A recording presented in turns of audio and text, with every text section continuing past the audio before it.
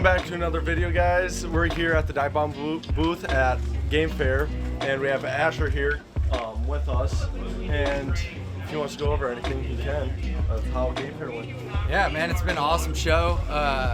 As most people know that follow Divebomb, we don't do discounts very often. We had one at Squad Fest at our event this summer. GameFair, we ran 10% off, so it's been pretty hot and heavy. Our booth is kind of pathetic looking now because it's just Cade and I, Forrest, Kyle, Jordan, Sam, they've hit the road, so we're kind of clearing out inventory, so it's a light pack out. But no, it's been a great show. This is the end of the second weekend. The first weekend was outrageous.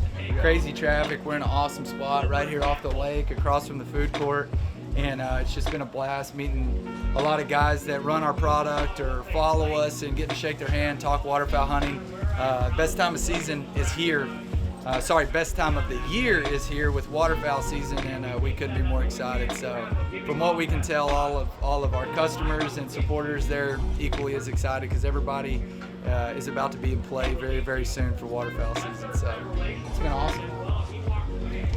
It has been awesome here at GameFair, and we've enjoyed walking around, seeing the different vendors. There's a lot of food out here that people have been eating and a lot of products that people have been buying.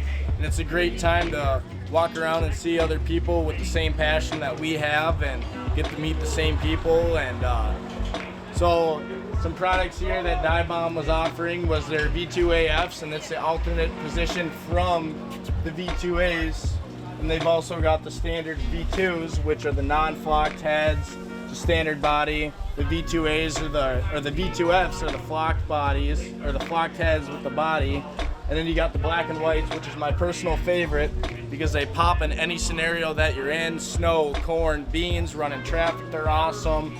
They make the spread just look completely bigger, and they really help bring, what word am I trying to find?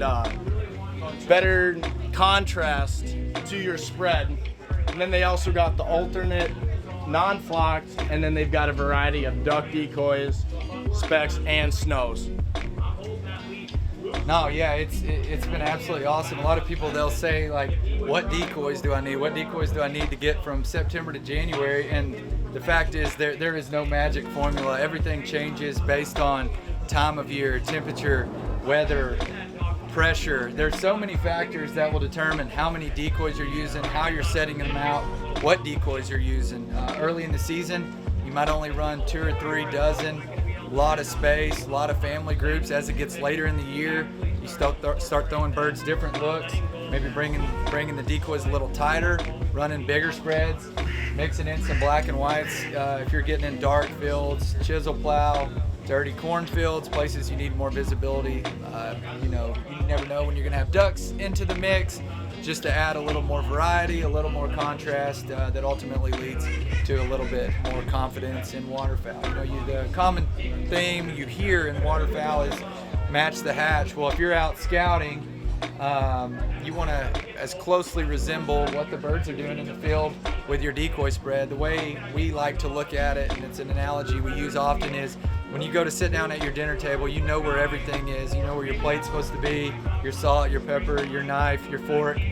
These birds have been coming to these fields for a long time. They know these fields well. We don't like to give the birds too much credit, but at the same time, we're in their playing field, and when they come off that roost headed to that field, if something looks out of place or unnatural, that's not to say you're not going to kill them.